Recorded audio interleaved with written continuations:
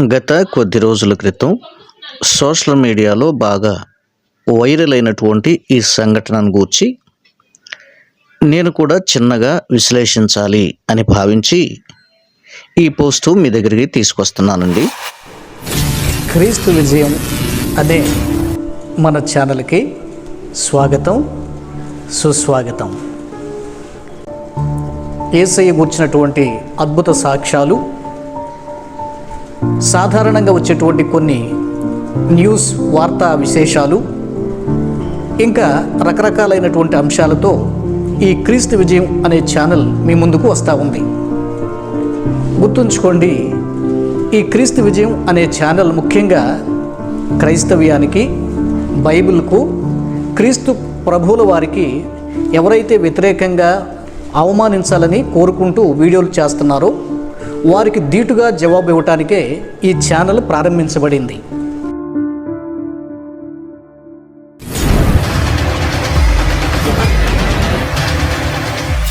Israel దేశంలో కాకుల గోల అసలు ఏంటి కథ?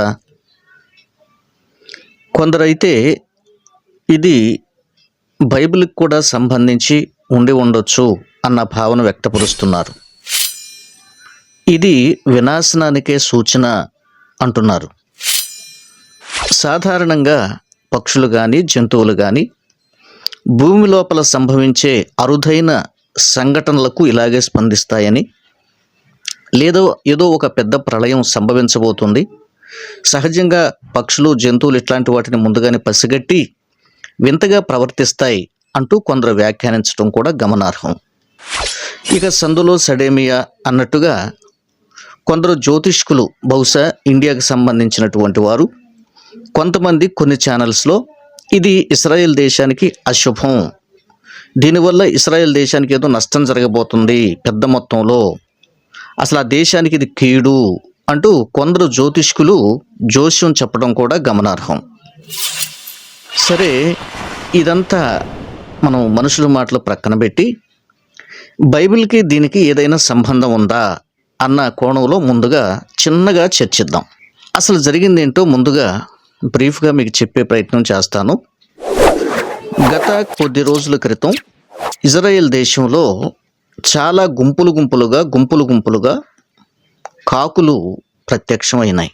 ఆకాశంలో జనం తమ పనులను ఆపేసి ఆకాశం వైపు భయంతో చూస్తున్నారు. పగలు కాస్త రాత్రిలా మారిపోయింది.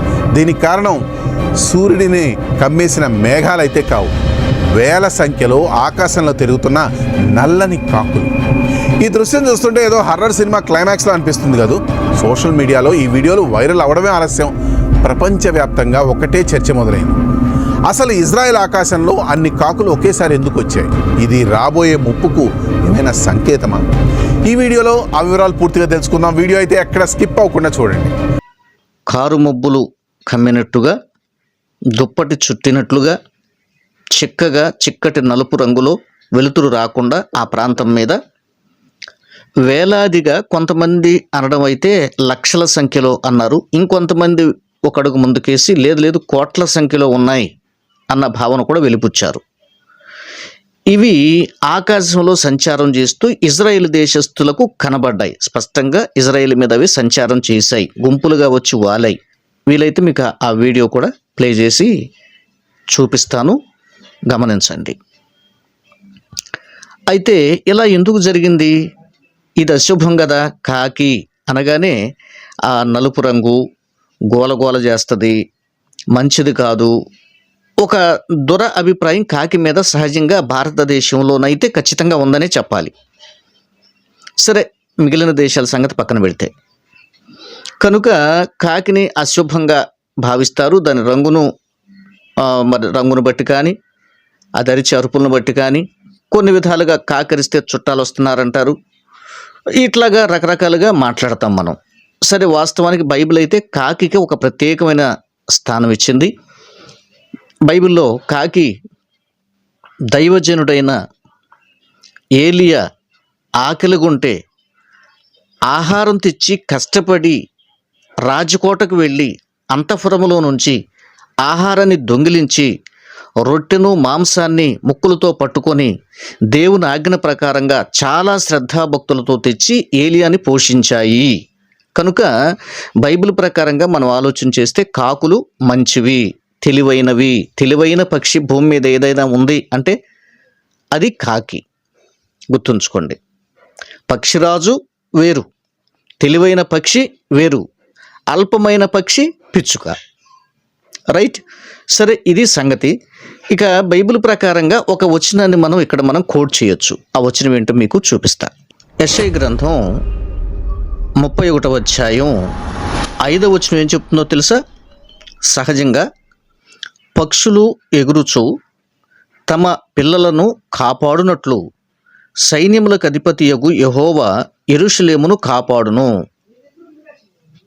దాన్ని కాపాడుచు విడిపించుచూ ఉండును, దానికి హాని చేయక తప్పించుచూ ఉండును. As birds flying so will the lord of hosts defend Jerusalem, defending also he will deliver it and passing over he will preserve it. ఇది బైబిల్లో చెప్పబడింది. దీని ప్రకారంగానైతే, నిజానికి బైబిల్ ప్రకారంగానైతే పక్షులు ఆకాశంలో ఎగరడం, కనబడడం శుభసూచకం, అశుభం కాదండి. అది ఏ పక్షి అయినా, కాకి పక్షే, గ్రద్ద పక్షే, కొంగ పక్షే, పిచ్చుక పక్షే, రామచిలుక పక్షే, ఏదైనా పక్షే. పక్షులు ఎగురుచు తమ పిల్లలను కాపాడునట్లు సైన్యములకు అధిపతియగు యెహోవా యెరూషలేమును కాపాడతాడు. అంటే ఇప్పుడు యెరూషలేము శ్రమల్లో ఉంది కదా, కష్టంలో ఉంది కదా, యుద్ధ వాతావరణంలో ఉంది కదా. పక్షులకు యెరూషలేము కాపుదలకు కనెక్షన్ చూడండి. అంటే నిజంగా కొన్ని గుంపులుగా కాకులు వచ్చాయండి ఆ ప్రాంతానికంటే, పక్షులు వచ్చాయండి ఆ ప్రాంతానికి. మరి ఇది శుభమా? బైబిల్ ప్రకారం ఇది శుభమే. దేవుడు ఇలాగున తన పిల్లలను కూడా కాపాడుతాడు అని చెప్పడానికి ఇది పోల్చాడు దేవుడు. ఈ వాక్య అర్థం ప్రకారంగానైతే ఇది శుభసూచకంగా మనం గమనించాలి. ప్రైజ్ ద లార్డ్, హల్లెలూయా. బహుశా మీకు ఈ వచనాన్ని ఇంతవరకు ఈ వార్తా కథనాలు చెప్పారు కానీ బైబిల్ నుంచి ఈ వచనాన్ని మీకు ఎవరు చూపించి ఉండరు అని నేను భావిస్తున్నా. అందుకే దీన్ని దేవుడు ఈ ఉదయకాలం వేళ మీతో ఈ విషయాన్ని, ఈ వాక్యాన్ని కనెక్ట్ చేస్తున్నాడు. Thank you Jesus. Praise the Lord. మీకు అర్థమైంది కదండి. ఇకపోతే ఇది శుభసూచకమైనటువంటి విషయమే. ఒకవేళ ఏదైనా వినాశనానికి సంబంధించి కూడా బైబిల్ ఏదన్నా ఉందా అని ఆలోచిస్తే దానికి సంబంధించి కూడా ఒక వచనాన్ని మీకు చూపిస్తా. ఇర్మీయా గ్రంథం 9వ అధ్యాయం 10వ వచనం ప్రకారంగా ఇక్కడ మనం ఏం చూస్తామండి? పర్వతముల విషయమై రోదనమును అంగలార్పును చేయుదును, అరణ్యములోని మేత స్థలములను బట్టి విలాపము చేయుదును, అవి పాడాయను, సంచారము చేయబడెవడనూ లేడు, పశువులు అరుపులు వినబడవు, ఆకాశ పక్షులను జంతువులను పారిపోయి ఉన్నవి, అవి తొలగిపోయి ఉన్నవి. ఒక విధంగా ఏదో ఒక భయంకరమైన ప్రళయానికి పక్షులు జంతువులు స్పందిస్తాయి అన్నది వాస్తవమే. ఇది బైబిల్ కూడా ఒప్పుకుంటుంది. బహుశా బైబిల్ నుంచే గ్రహించి ఈ విషయాన్ని బయట వాళ్ళు చెప్పుండొచ్చు, శాస్త్రజ్ఞులు చెప్పుండొచ్చు, లేకపోతే పెద్దలు చెప్పుండొచ్చు. అయితే ఇక్కడ ఏముందండి? పక్షులు పారిపోతాయి, జంతువులు పారిపోతాయి, వెళ్ళిపోతాయి, ఆ దేశాన్ని ఆ ప్రాంతాన్ని విడిచిపెట్టేస్తాయి. కానీ ఇజ్రాయెల్లో జరిగింది ఏంటి? ఆ ప్రాంతంలోకి వచ్చినాయి, గుంపులుగా వచ్చినాయి, మందలుగా వచ్చినాయి. మీకు అర్థమైంది కదండి. సరే, తర్వాత అవి ప్రయాణం చేసి వెళ్ళిపోయినాయి అన్నది మరో అంశం. అయితే ఒక ప్రాంతంలో ఒక ప్రళయం సంభవిస్తున్నప్పుడు, ఒక ప్రళయం వచ్చినప్పుడు, లేదా ముందుగానే ఇవి పసిగట్టి పారిపోతాయి, వెళ్ళిపోతాయి, పక్షులు ఉండవు అన్నది కూడా బైబిల్ ప్రకారంగా మనం యాక్సెప్ట్ చేయొచ్చు. ఓకే, కానీ ఇజ్రాయేలులో సంభవించింది దీనికి వ్యతిరేకంగా జరిగింది. ఇది బైబిల్ నుండి మీకు చిన్న సమాచారం. ఇకపోతే దీని మీద అక్కడ శాస్త్రజ్ఞులు ఏం చెప్పారు, అసలు ఇజ్రాయేలీలు ఏమంటున్నారన్న మాటలు కూడా మనం తెలుసుకుందాం. రెండవదిగా, ఇజ్రాయెల్లోని టెల్ అవీవ్ నగరంలో వేల సంఖ్యలో కాకులు ఆకాశంలో గుంపులుగా తిరిగినటువంటి వీడియోలు వైరల్ అయ్యాయండి. ఇది మనందరికీ తెలిసిందే. ఆ వీడియోలో ఆకాశం నల్లగా కనిపించేందుగా కాకులు చేరాయి. చాలామంది దీన్ని అశుభ సూచకం, యుద్ధ సూచన, ప్రవచనం అని భావించి వ్యాఖ్యానాలు చేశారు. Okay, right. దీని గురించి శాస్త్రవేత్తలు ఏం చెప్తున్నారండి? ఇది ఎలాంటి ఆధ్యాత్మికతకు సంబంధించింది కాదు, ప్రళయానికి సంబంధించింది కాదు. ఇది సహజమైన పక్షుల ప్రవర్తన, న్యాచురల్ ఫినోమెనాన్ అంటారు. ఇది సహజమైన పక్షుల ప్రవర్తన. నిజానికి పక్షులు వలస వెళ్ళే ఒక మార్గం ఇజ్రాయేల్ దేశం.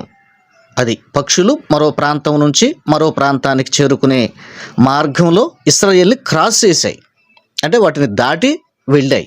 ఇది అక్కడ సంఘటన. ఇది ఎప్పుడండి? సహజంగా ఈ పక్షులంట మార్చి ఏప్రిల్ మధ్య వీటికి బ్రీడింగ్ సీజన్, అంటే ఇవి పిల్లలను కనేటువంటి టైము. ఆ సమయాల్లో సహజంగా వలస వెళతాయి అంటూ మనకి ఇక్కడ ఒక వార్తా కథను మనం చూస్తున్నాం. పక్షులు ఈ రీతిగా కలిసి ఉండటం వల్ల వాటికి ఒక రక్షణ అనేటువంటిది వాటికి అవే కల్పించుకుంటున్నాయి. ఆహారం ఎక్కడుందో వాటి భాషలో అవి సమాచారం పంచుకోవటం. అందుకే పెద్ద గుంపులుగా కాకులు ఆకాశంలో ఒక సమయంలో కనబడ్డాయి అంటూ శాస్త్రజ్ఞులు దీన్ని ఏ ప్రళయం కాదు, దేనికి సంబంధించింది కాదంటూ కొట్టివేయటం గమనార్హం. అయితే ఇంటర్నెట్ ఏం చెప్తుందండి? కొన్ని పాత వీడియోలు USA టెక్సాస్కు సంబంధించినటువంటి వాటిని కూడా కొంతమంది తప్పుడుగా ఇదే సమయంలో వాటిని ప్లే చేస్తున్నారు అన్నది ఒక చిన్న సమాచారం ఉంది. కనుక టోటల్గా ఇజ్రాయెల్ దేశానికి వినాశనం కాదు, అశుభం కాదు. నిజం చెప్పాలంటే బైబిల్ ప్రకారం శుభకరమైన సూచనగా కూడా దీన్ని మనం భావించి తీరాలి. ఆకాశపు పక్షులు తమ పిల్లల్ని పెంచి పోషించుకున్నట్లుగా యెరూషలేము దేశాన్ని కంటికి పాపలాగా దేవుడు కాపాడుకుంటాడు అన్న సూచన, ఒక వచనం మనం చూస్తున్నాం. ఆ సూచన ఆకాశంలో కనబడింది. యుద్ధంలో ఇశ్రాయేల్ ఉంది కనుక దేవుడు ఇజ్రాయెల్ పక్షంగా ఆయన తోడుగా ఉంటాడు. ఇంకా ఏం చెప్తాడంటే పక్షిరాజుతో పోల్చుకొని, గ్రద్ద తన పిల్లలను తన రెక్కల మీద మోసినట్లుగా ఇశ్రాయేలును నేను మోస్తున్నాను, నేను తండ్రిని. ఒక పక్షిరాజు తన పిల్లల్ని కాచినట్టుగా నేను కాపాడతాను, కంటి పాపలాగా నేను కాపాడతాను. యెరూషలేమా నిన్ను ప్రేమించేవారు వర్ధిల్లుతారు. బైబిల్ ఇలాగ చెప్తుంది. మనలోనే కొంతమంది పాస్టర్లు సరిగా దీని వాక్యాన్ని అర్థం చేసుకోకుండా, ఇజ్రాయెల్ ప్రస్తుత పరిస్థితుల్ని అర్థం చేసుకోకుండా, ప్రస్తుత కాలాన్ని లెక్కించకుండా, ఇజ్రాయేలుకి యేసుప్రభు అంటే ఇష్టం ఉండదండి, వాళ్ళు రక్షణని నిరాకరిస్తారు, క్రైస్తవ్యాన్ని దూషిస్తారు, కొడతారు, అవసరమైతే అక్కడికి వెళ్ళి సువార్త ప్రకటించడానికి వీలు లేకుండా పోయింది అంటూ రకరకాలుగా మాట్లాడుతున్న మన దేశపు పాస్టర్లు కూడా ఉన్నారు. ఇది తప్పు. వాక్యానుసారంగా ఇశ్రాయేలుని మనం ప్రేమించాలి అని మనకు వాక్యం బోధిస్తుంది. దట్స్ ఇట్, అంతే. యేసయ్యను వాళ్ళు అంగీకరించారా లేదా అది దేవునికి వాళ్ళకి సంబంధించిన విషయం. దానికోసం మనం ప్రార్థించాలి. దాని క్షేమం కోసం మనం ప్రార్థిస్తే మనం క్షేమంగా బ్రతుకుతామని బైబిల్ చెప్తుంది. ఈ సంగతి ఎవరు మర్చిపోకండి. రైట్, టోటల్గా ఇది సంగతి అండి. బైబిల్తో కనెక్టివిటీ ఏంటి అన్నది కూడా మీకు బ్రీఫ్గా చెప్పే ప్రయత్నం చేశాను. ఇది శుభమా అశుభమా అంటే శుభకరమైన ఆనవాలుగానే మనం గమనించాలి. కాకుల చేత ప్రత్యేకంగా తన సేవకుని పోషించుకున్నాడు. కాకులు ఆకాశంలో కనబడటం ఒకవేళ భారతదేశ జ్యోతిష్కులకు, హైందవులకు అశుభమేమో, కానీ మనం అశుభంగా చూడాల్సిన అవసరమే లేదు. Thank you. God bless you.